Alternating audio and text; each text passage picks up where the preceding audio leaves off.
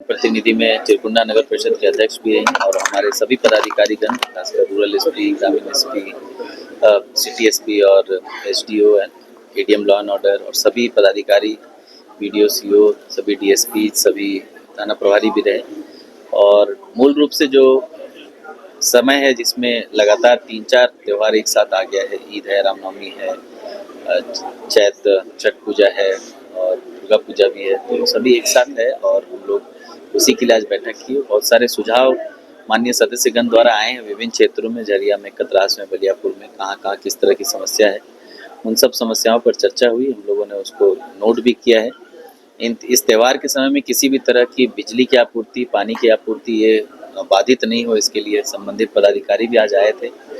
और जो जिन रास्तों से जुलूस निकलता है उन रास्तों में भी कोई किसी तरह का अवरोध नहीं हो, नाला हो या सड़क हो, उस पर भी हम लोगों को सुझाव मिला है, उस पर भी हम लोग संज्ञान लेंगे। सभी जो लाइसेंसी जुलूस है उन सब का लिस्टिंग प्रॉपर एसडीओ ऑफिस में हो रहा है, हम लोग उस पर भी संज्ञान रखेंगे और कोशिश करेंगे कि सिर्फ लाइसेंसी जुलूस ही निकले। गैर लाइसेंसी जुलूस का भी हम लोग लिस्टिंग कर रहे हैं, बट उनको भी प्रॉपर फॉर्मेट में सत्यापन करके सभी डेटा देना पड़ेगा। खासकर हर जुलूस में पुलिस पदाधिकारी और मजिस्ट्रेट की प्रतिनियुक्ति की बात हुई है, तो उसमें हम लोग कोशिश करें जितने भी बड़े अखाड़े और बड़े जुलूस हैं उन सब में अनिवार्य रूप से स्थानीय पदाधिकारी, कर्मी, पुलिसकर्मी सब मौजूद रहेंगे और गानों पर विशेष जो है निगरानी रहेगी। किसी भी तरह के भड़काऊ गाने जो है वो एकदम ही, उस पर हम लोग की विशेष निगरानी है। ऐसा कोई भी समिति, ऐसा कोई भी अखाड़ा, ऐसा कोई भी प्रोसेशन जिसमें ऐसी भ्रामक और ऐसी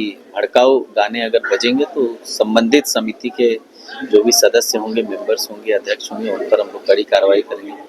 और इसकी नौबत नहीं आई, ये खुशी का पर्व है, सब लोगों के लिए बहुत ही खुशी का माहौल है। लोग दूर दूर से आते हैं अपने घर परिवार के साथ ऐसे पर्व मनाने, जो बाहर काम करते हैं वो भी आते हैं, तो उन लोगों का भी समय खराब नहीं हो, पर्व अच्छे से मने, इसके लिए मेरे तरफ से सबको अपील है कि शांतिपूर्वक त्यौहार मनाएं और किसी भी तरह के ऐसे फालतू चीज़ों में नहीं पड़े। खासकर सोशल मीडिया में जो भ्रामक खबरें फैल जाती है जिसके वजह से काफ़ी छोटी मोटी बात भी बहुत बड़ी बात हो जाती है।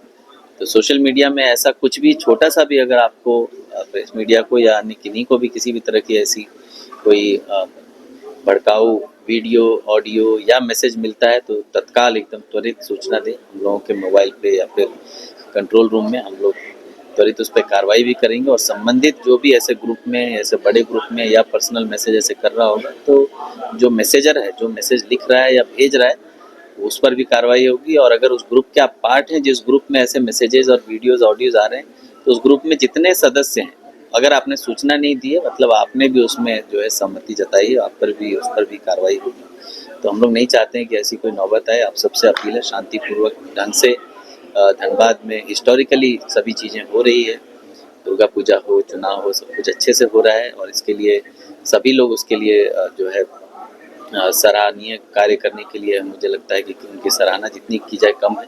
तो आगे भी अभी जो 3-4 त्यौहार है वो भी अच्छे से निभे, अच्छे से जाए और खुशी खुशी जाए, उसके लिए हम लोग प्रयासरत हैं। पर्याप्त डीजे को लेकर काफी बातें हो रही है, डीजे को लेकर क्या निर्णय है? हम लोग को एक तो डीजे पे जो बात है तो उस पर हम लोग अभी कोशिश कर रहे हैं, क्योंकि सुप्रीम कोर्ट की गाइडलाइन भी है कि डीजे जो है सेहत के लिए अच्छा नहीं होता है और सुप्रीम कोर्ट की गाइडलाइन जो विभिन्न एरियाज़ के लिए अलग अलग डेसिबल पर है, तो उसका तो कोई माप लगातार रखता नहीं है।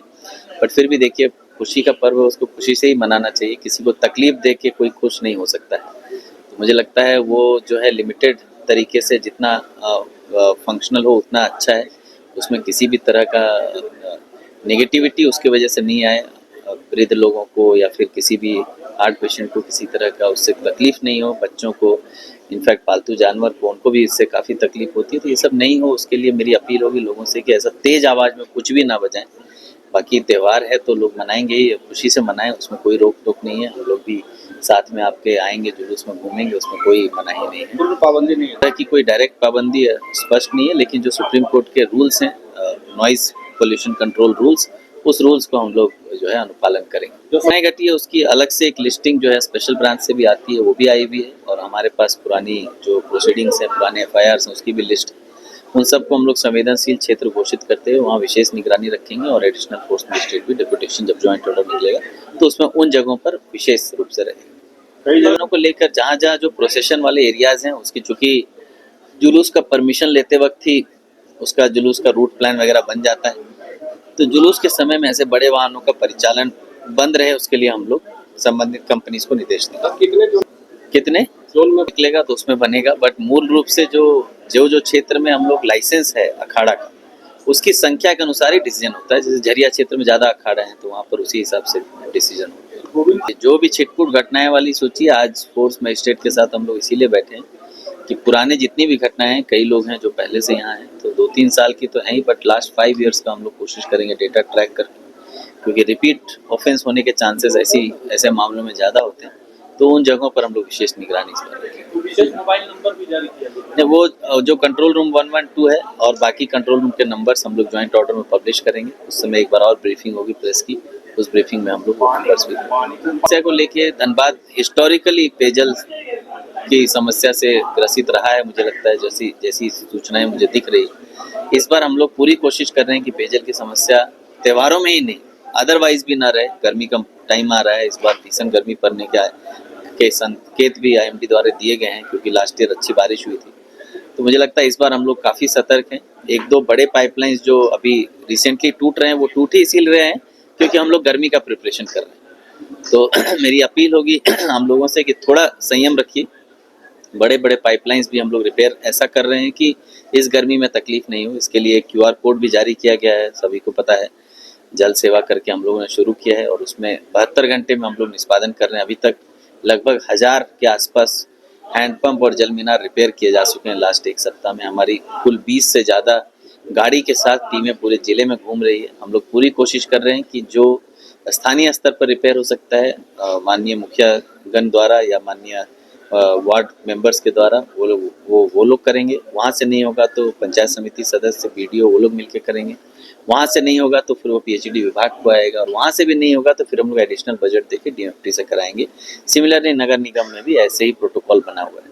आपसे भी अपील होगा कि अपने अपने क्षेत्र में जहाँ भी ऐसी पानी की समस्या है उसको QR कोड स्कैन करके भेजें। हम लोग उसको कोशिश करेंगे त्वरित निष्पादन के लिए। उसमें यही अपील होगा कि फेक कंप्लेंट्स नहीं करें। नगर निगम का भी QR कोड जो हुआ था उसमें काफ़ी मात्रा में फेक कंप्लेंट्स आ रहे थे कि टेस्ट करने के लिए लोग कंप्लेंट कर दे रहे हैं कि चल रहा है या नहीं। वो सुचारू रूप से चल रहा है, टेस्ट करने का काम प्रशासन का, हम लोग उसको लगातार टेस्ट कर रहे हैं। तो आपसे अपील होगा कि ऐसी कोई समस्या है जल की तो जरूर उसमें डालें। हम लोग इस गर्मी पूरी तरह से तैयार हैं। बड़ी योजनाओं का मैं वादा नहीं कर सकता हूँ क्योंकि वो 3 साल 5 साल की योजनाएं, पर छोटी योजनाएं जितनी रिपेयर होने लायक है, जो खराब हैं, बंद पड़ी हैं, ठीक होने लायक, वो सब करेंगे। और साथ ही साथ पर्याप्त मात्रा में टैंकर्स की व्यवस्था सभी पंचायतों में और वार्डों में करने का हम लोग with the help of company public representatives at panchayat level हम लोग करेंगे। ठीक है। JP भारत लाइव, भारत की बात JP के साथ। वीडियो को लाइक करें, शेयर करें और चैनल को सब्सक्राइब करें।